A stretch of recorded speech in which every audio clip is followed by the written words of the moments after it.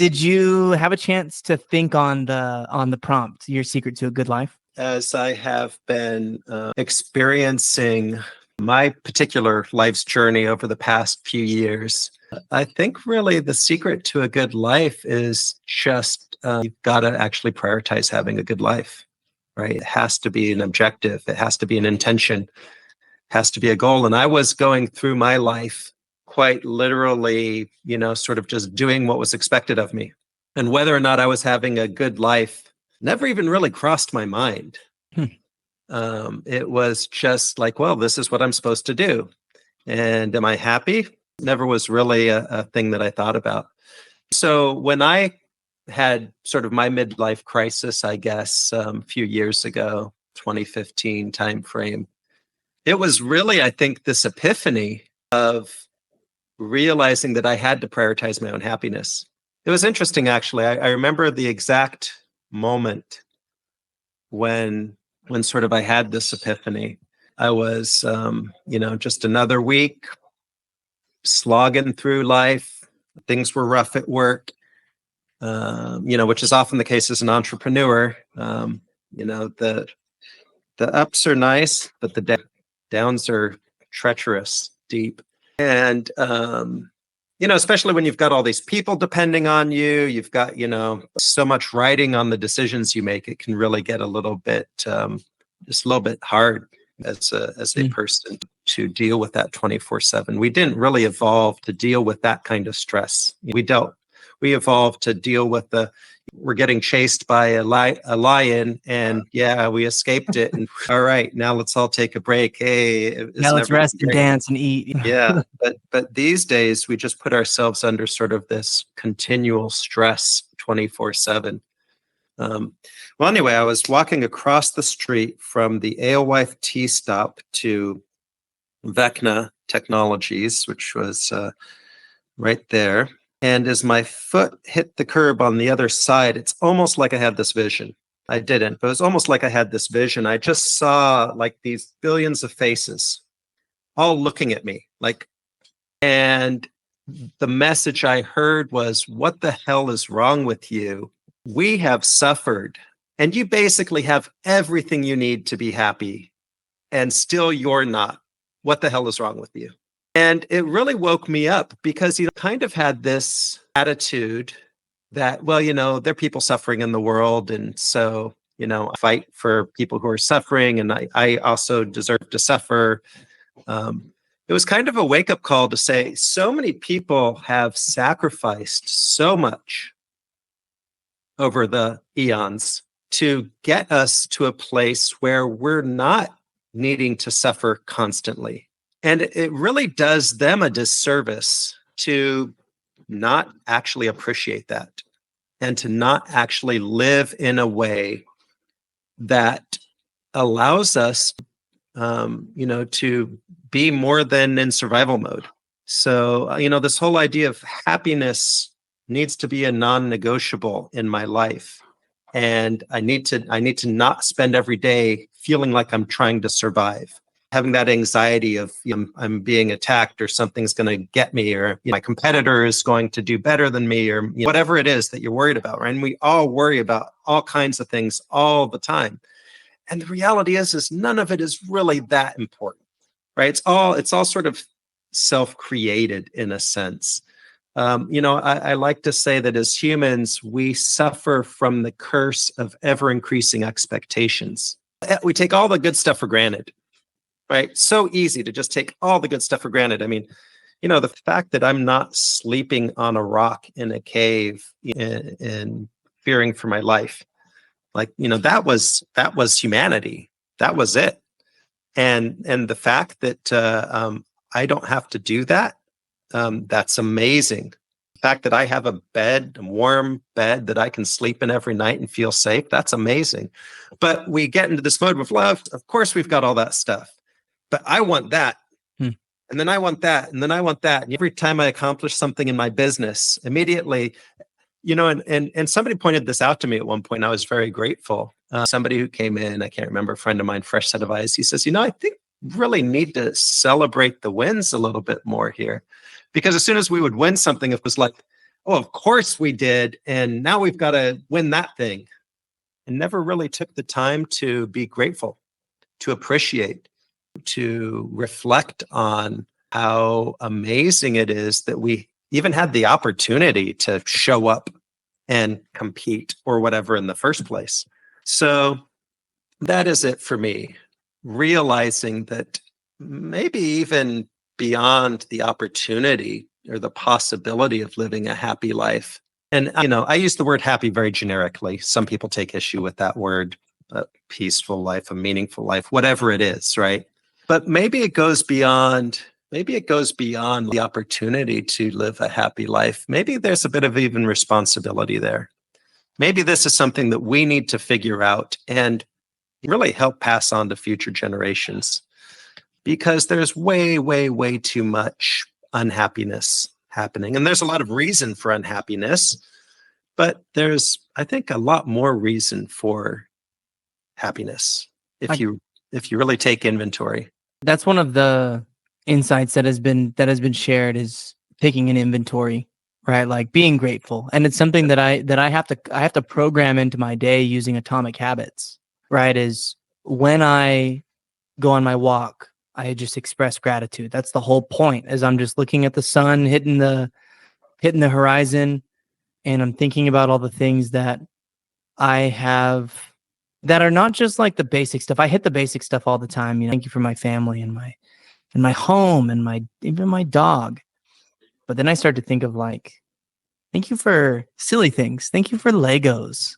Thank you for a safe neighborhood. A plane will fly over. Thank you for the Air Force Base being so close to here. Like, thank you for, and you just go down this rabbit hole of goodness, and then all of that stress and all the worry melts away. I'm curious. Your foot hit the curb, right? You stepped on the curb, and you had this neurological response. There was an event that took place probably inside of your amygdala, and it involves your hippocampus and your left and right hemispheres. That was this immediate kind of realization, this insight. So you have this neurological event. The next step that you took, right? Tell me about that. What did you do differently all of a sudden? Well, I basically completely changed the trajectory that I was on. I got to, I guess it was probably another 100 steps or so to get to the office, and then into my office and sit down at my desk. But I pulled out a piece of paper and I started to write. I made a list. Left side of the page, things that aren't making me happy. Right side of the page, things that are making me happy. And then I really just made a commitment to myself that I was going to spend more time on the right side of the page, and I was going to figure out how to get rid of the things on the left side of the page, and really turned it into sort of a project or a mission that I was on. And it was hard. I mean, it was really hard to make some of those changes, right? Because you get into your life and you're intertwined with other people and expectations. And what were some of the things on the left side, on the bad side? Well, the bad side. So I became apolitical that day, which I'm, in some sense not proud of, but it was something that I think was the right choice for me. Apolitical meaning moderate? You're just in the middle on all things and you don't have a strong opinion about this or that?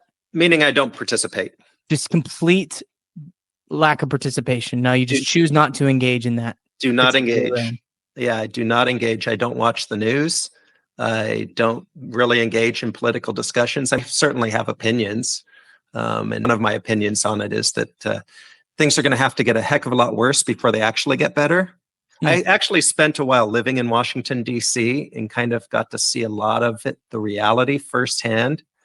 And unfortunately, I think, at least in the U.S., politics is a lot more akin to sports, spectator sports, than it is a constructive, government process. Everyone wants their team to win. Everyone wants to be right.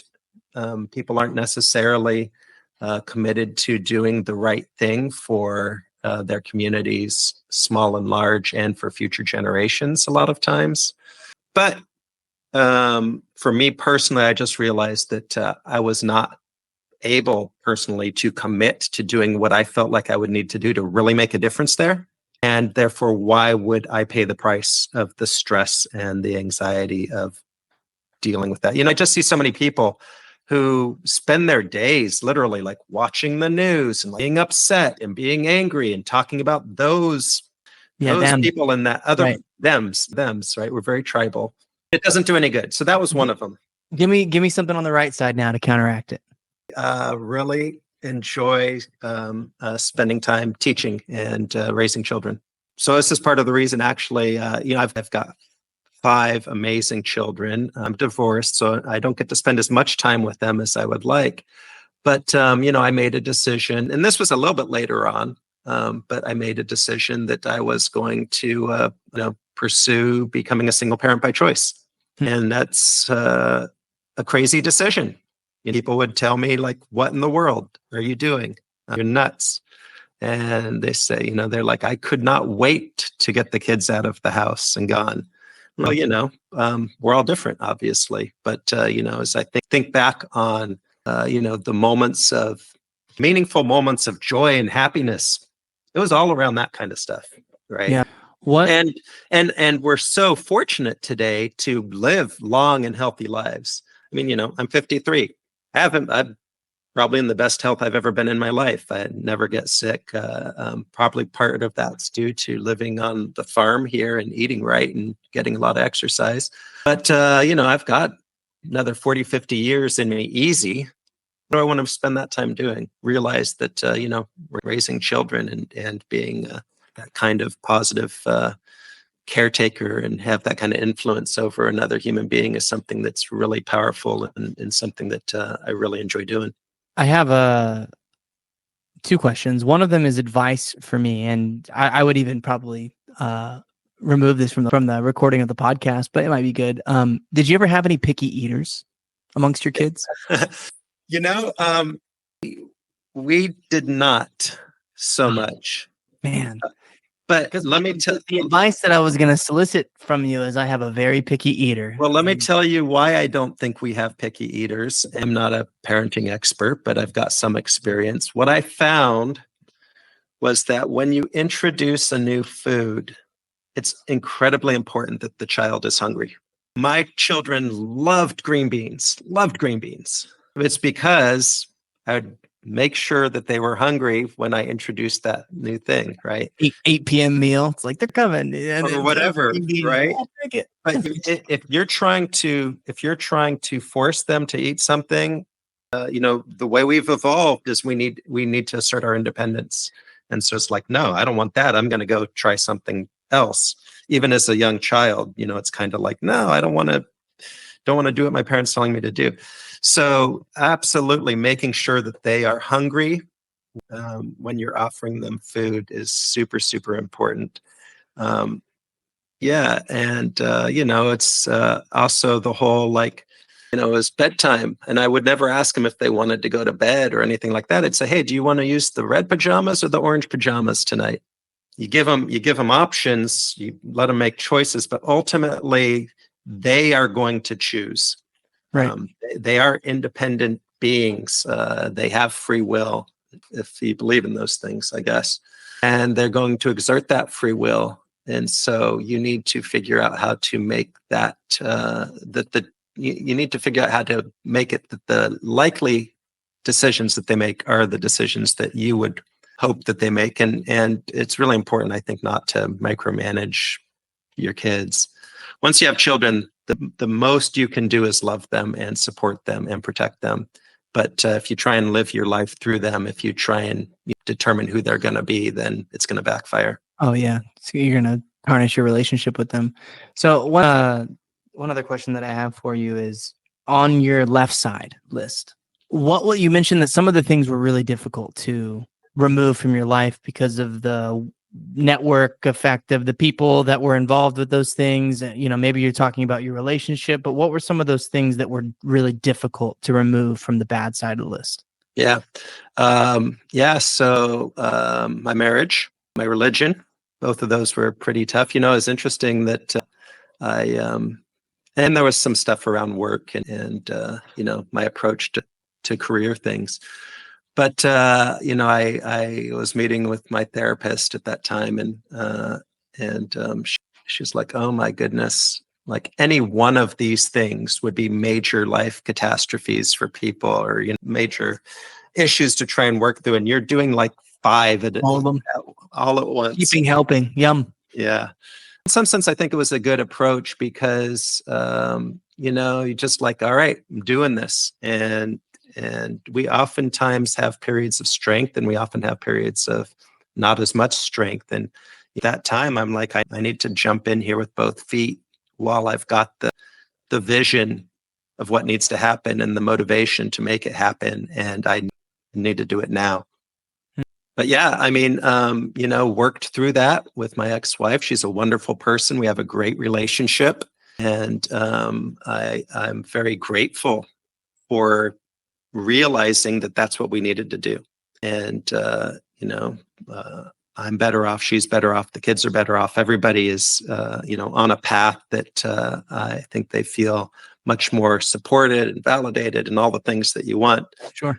But that can be a very hard decision, right? Because for a lot of people, the idea of breaking a commitment that you've made, perhaps past version of yourself or whatever, but oftentimes people will just not want to give up no matter what, Sure. and they will force it and force it and force it.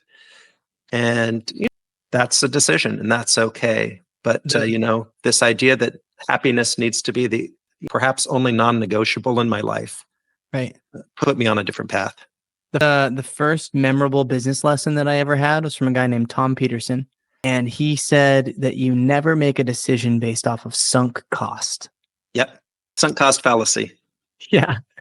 Oh, we put all this money, all this time, all this effort, all this commitment, all these roots in the ground for this thing. Yeah. That doesn't mean that you can't rip it clean out of the ground and start over. Well, yeah. And it's hard sometimes to apply that good business lesson to personal life, but it is a very helpful way to think about things, right? Because the basic concept of sunk cost fallacy is, should I keep putting more effort into this thing, or would that effort provide better returns if I were to put it into something else? And when you do that analysis of saying, let's just use a money example, I've got $10. What should I put that $10 in, right? I could put that $10 into the same investment that I put $100,000 in before and has not turned out so well, but I've got so much in it. Or I could take that $10 and I could put it into something new that likely to produce better returns. Or buy a tub of ice cream and just call it a day, Yeah, exactly. Forget investing altogether. Get to the farm. Yeah. Make some homemade ice cream. Yeah. So, it applies to relationships. It applies to, all kinds of things. Daniel, where can everyone find you? LinkedIn, probably the best spot. Daniel Theobald on LinkedIn. I'm not the only one there, but I think you'll be able to figure out that I'm the bald guy. Perfect. Thank you so much for coming on the show. My pleasure. Always a pleasure. This has been the Pulse Ox podcast. Please, if you found this episode valuable, give us a like on Spotify and share it with a friend.